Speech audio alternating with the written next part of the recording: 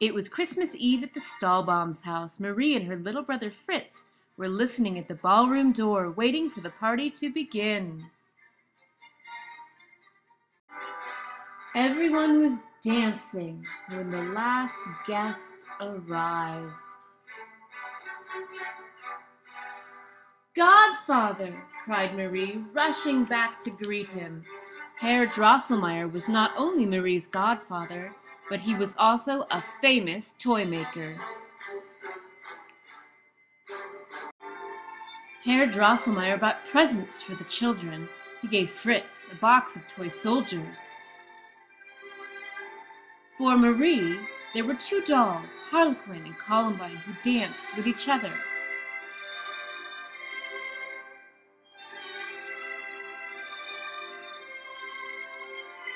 "I have another present for you, Marie," Herr Drosselmeyer said, handing her a wooden nutcracker.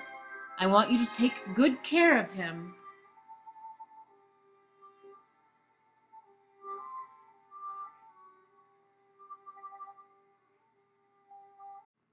"Not fair!" shouted Fritz. "She has 3 presents."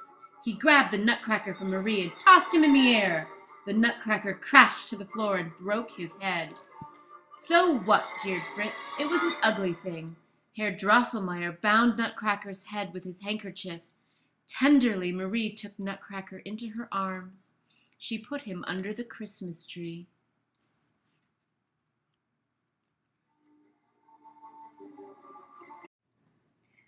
Outside in the street, the carriages waited.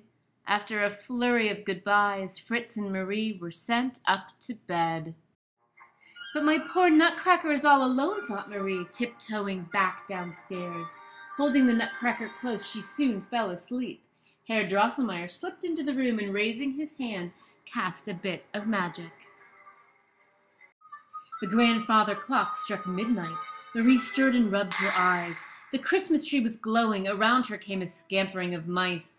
They were gathering like an army to attack. Their ruler was the Mouse King, who had 7 heads and 7 crowns. Nutcracker leapt out of Marie's arms and held his sword at the ready.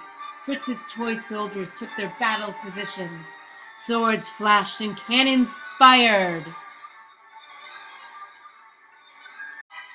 "No!" Marie cried. "You shall not hurt him!" She pulled off her slipper and threw it with all her might at the Mouse King. With a hiss, the Mouse King sank to the floor, and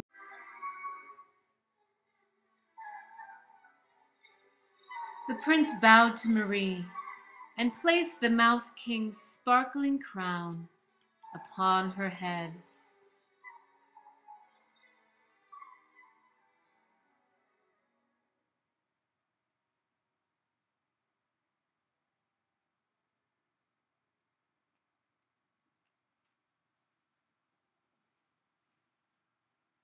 "Come," said the prince.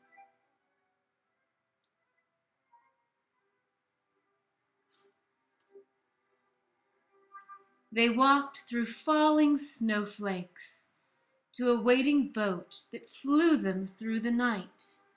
"Welcome to my kingdom," said the prince. "But where are we?" asked Marie. "You are in the land of sweets." "Welcome home, dear prince. We will have a party to celebrate your return." The sugar plum fairy led the prince and Marie to the seat of honor. Coffee, chocolate, Chinese tea, marzipan, and Mother Ginger danced for them. Pink roses waltzed, and at last the sugar plum fairy danced. She seemed lighter than air.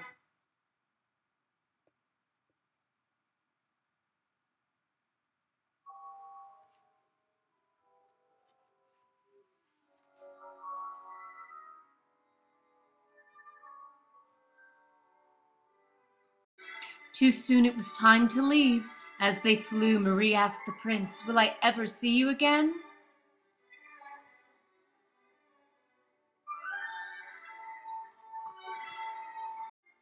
Marie opened her eyes and hugged her Nutcracker. She whispered, "If only you were alive, I would not care if Fritz said you were ugly. I would love you anyway." And then the prince returned and said to Marie, "The Mouse King imprisoned me under an evil spell. Because you love me no matter what I look like, his spell is broken." Years passed, and the prince and Marie became engaged. After their wedding, they rode to the land of sweets in a coach trimmed in gold, drawn by 4 silver horses. To this day, there are those who say Marie is the queen of a wondrous fairyland that only those who believe can see. Bravo!